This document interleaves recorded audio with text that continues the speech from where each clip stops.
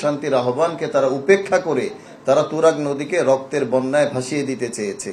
এরপর গত দুদিন আগের যে অনাকাঙ্ক্ষিত ঘটনা আপনারা জেনেছেন, যে মূলত ওই পক্ষ থেকে আমাদেরকে এই পারে এসে, পশ্চিম পারে এসে উস্কানি দেওয়ার ফলে এই ঘটনার সৃষ্টি হয়েছে। তো যেটাই হয়েছে, আমরা প্রশাসনকে অনেক আগে থেকে আহ্বান করেছিলাম যে এই মাঠ যেহেতু সরকারের, এটা সরকারের নিয়ন্ত্রণে রাখা হোক। মূলত প্রশাসন যদি আগে থেকেই এই মাঠটাকে তাদের নিয়ন্ত্রণে রাখতো, আমরা মনে করি যে এই ঘটনা আজকে ঘটতো না। আমরা 10 দিন ধরে লক্ষ্য করেছি, আমাদের প্রশাসনের ভাইয়েরা অনেক চেষ্টা করেছেন তারা মাঠকে খালি করার জন্য, তাদেরকে এখান থেকে বের করে দেওয়ার জন্য, কিন্তু তারা কোনোভাবেই তাদের দাবি মানেননি। এখন আপনারা যে প্রশ্ন করেছেন যে তারা এখনো মাঠে অবস্থান করছে, আমরা বলবো আমরা আমাদের প্রশাসনের প্রতি যথেষ্ট পরিমাণ আস্থা রাখি এবং তাদের আন্তরিকতা আমরা নিজেরা দেখেছি যে তারা কতটা আন্তরিক। আমরা মনে করি যে বাংলাদেশ প্রশাসন এখনো এতটা দুর্বল না যে যে কোনো পক্ষ বা যে কোনো উগ্রবাদী মহল তাদেরকে উগ্রবাদী বা কোনো দাবি জোর করে মানাতে পারে। আমরা মনে করি বাংলাদেশ প্রশাসন এখনো এতটা দুর্বল না। আমরা প্রশাসনের মাধ্যমে এই যাবৎকাল পর্যন্ত এগিয়েছি। আমরা সামনেও প্রশাসন নিজেরা বলেছে যে মাঠ তাদের নিয়ন্ত্রণে থাকবে। আমরা আশা করছি প্রশাসন তাদের নির্দিষ্ট লোকদের মাধ্যমে, পুলিশের মাধ্যমে বা র্যাব, আর্মি ফোর্সের মাধ্যমে প্রশাসন এই মাঠটাকে তাদের নিয়ন্ত্রণেই রাখবে। উভয় পক্ষের এই মাঠের মধ্যে সমান অধিকার প্রশাসন নিশ্চিত করবে। এই ব্যাপারে আমরা প্রশাসনের প্রতি আস্থাশীল। আমাদেরকে প্রতিহতের ঘোষণা আজকে দেয়নি। আপনারা জানেন 5ই নভেম্বর সরোয়ার্দী উদ্যানে তাদের ভাষ্য মতে লাখ মানুষের মজমা এবং তলাবা ওলামায়ে কেরামের মজমায় আমাদেরকে অনেক প্রতিহতের ঘোষণা দিয়েছে। এই ঘোষণাগুলি সমাজে অস্থিরতা তৈরি করা ছাড়া, অস্থিতিশীলতা তৈরি করা ছাড়া আমি মনে করি যে এটা কোনো ফায়দা, কোনো উপকার না সমাজকে করে, না তাদেরকে কোনো উপকার করে। তাদের এই প্রতিহতের ঘোষণায় আমরা মোটেও প্রভাবিত নই। আমরা তাদেরকে প্রতিহত করব না। আমরা তাদের সম্মানকে বুকে ধারণ করি। যে ঘটনা ঘটে গেছে এমন দ্বিতীয় ঘটনা না ঘটে, এই ব্যাপারে আমরা জুবায়েরপন্থী সর্বোচ্চ মহল যারা এবং ওলামায়ে কেরামকে যারা নেতৃত্ব দিচ্ছেন তাদের প্রতি আমরা আহ্বান জানাবো যে এমন পরিস্থিতি দ্বিতীয়বার না ঘটে, সেই ব্যাপারে আপনারা সম্পূর্ণ সচেতন থাকবেন। এটা আপনাদের দায়িত্ব।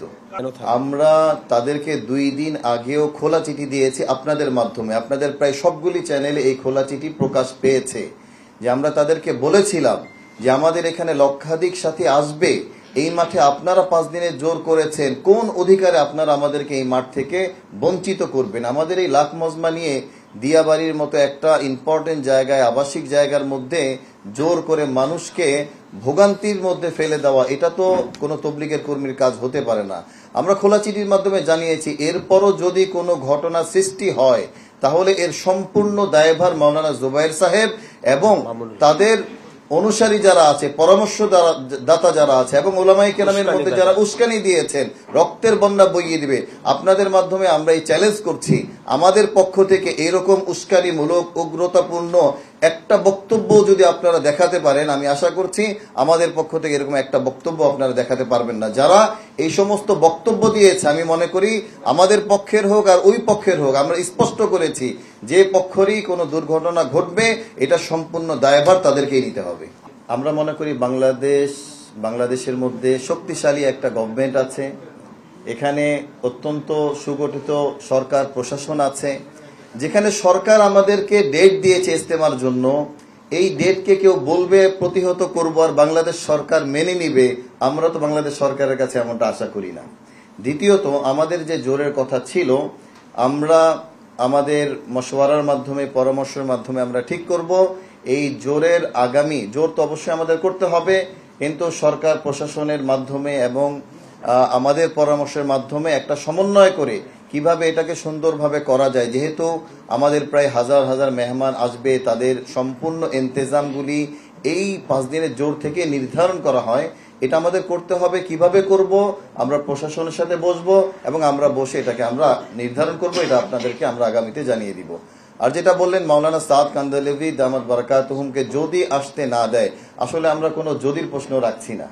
আমরা যদি বৈষম্যের বিরুদ্ধে কথা বলি, আমরা যদি ইনসাফের কথা বলি, যে বৈষম্যের জন্য হাজার হাজার আমাদের স্টুডেন্টরা জান দিল, আমাদের বাংলাদেশের জনগণ তার প্রাণ বিলিয়ে দিল, আবু সাইদের মতো বীর ছেলেরা এই দেশের মধ্যে রক্ত বিলিয়ে দিল এই বৈষম্যের বিরুদ্ধে।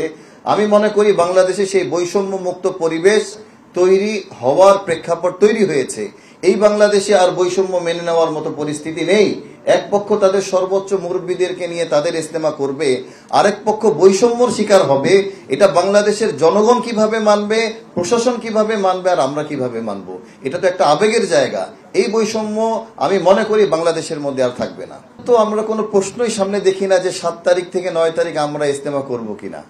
আমরা অবশ্যই আমাদের ইজতেমা করব, এবং আমরা মনে করি এই ইজতেমা আমাদের ইজতেমা, আমাদের ইজতেমা না, এই ইজতেমা গোটা বাংলাদেশ মানুষের ইজতেমা, এই ইজতেমা গোটা বিশ্বের ইজতেমা, এবং এই ইজতেমা বাংলাদেশ প্রশাসনের ইজতেমা।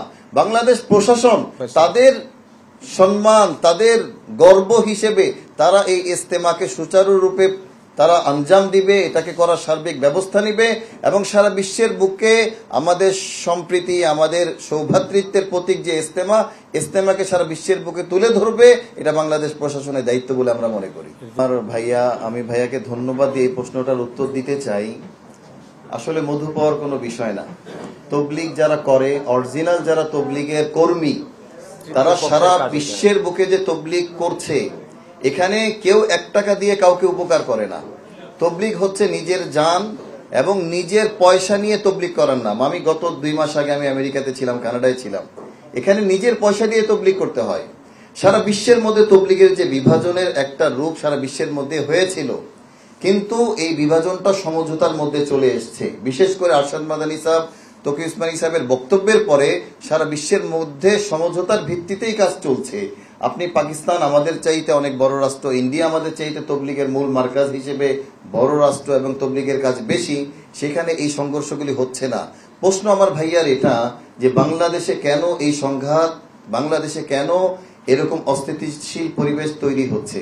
আমি স্পষ্টভাবে বলতে চাই, বাংলাদেশে এই অস্থিতিশীল পরিবেশ তৈরি হওয়ার একমাত্র কারণ হচ্ছে এইটা, রাজনৈতিক ওলামায়ে কেরাম এবং রাজনৈতিক ব্যক্তিদের হস্তক্ষেপ এই তবলিগের মধ্যে। আজকে যদি আমরা এবং জুবায়েরপন্থী শীর্ষ মুরব্বীদের সাথে এক টেবিলের মধ্যে আমরা বসতাম, আমি হলফ করে বলতে পারি 1 মাসের মধ্যে তবলিগের এই সমস্যা সমাধান হয়ে যাবে।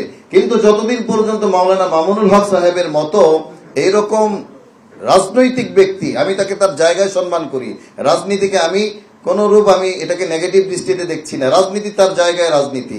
মাওলানা মাহফুজুল হক সাহেব একজন রাজনীতিবিদ ব্যক্তি, ওবায়দুল্লাহ ফারুক সাহেব একজন রাজনীতিবিদ ব্যক্তি। এই রাজনৈতিক ব্যক্তিবর্গ যারা, তারা সংঘর্ষের রাস্তা, তারা প্রতিহত করার পথ ব্যতীত সমঝোতার রাস্তা আমার মনে হয় না তারা বুঝেন। আমি তাদেরকে আহ্বান করব যে রাজনৈতিক ব্যক্তিবর্গ যারা আছেন, আজকেই যদি তাদেরকে তবলিগের অপর পক্ষ থেকে সরিয়ে না দেওয়া হয়, তাদেরকে যদি এই তবলিগে হস্তক্ষেপ করতে বন্ধ করতে না দেওয়া হয়, বাংলাদেশের এই সমস্যা 100 বছরেও সমাধান হবে না। আপনাদের মাধ্যমে আমরা গোটা জাতিকে স্পষ্ট করতে চাই, এই রাজনৈতিক ব্যক্তিবর্গ যারা তৃতীয় পক্ষ, তাদেরকে আমরা তৃতীয় পক্ষ হিসেবে দেখতে চাই। তারা আমাদের হিতাকাঙ্ক্ষী, তারা ওলামায়ে কেরাম, আমাদের সারাতাজ, আমাদের মাথার মণি, আমাদের চোখের মণি। আমরা তাদেরকে আহ্বান করব, আপনারা তবলিগের এই উদ্ভূত পরিস্থিতি থেকে নিজেদেরকে নিরপেক্ষ হিসেবে দারুল উলুম দেওবন্দের ভূমিকায় নিয়ে যান। তাহলে বাংলাদেশের তবলিগের এই অস্থিতিশীলতা, আমি গ্যারান্টি দিব আগামী ইজতেমার আগে যদি আমরা এবং জুবায়েরপন্থী শীর্ষ মুরব্বীরা এক টেবিলে বসতে পারি, এই সমস্যার সমাধান হয়ে যাবে ইনশাআল্লাহ। ঢালাইয়ের সেরা প্রিমিয়ার সিমেন্ট।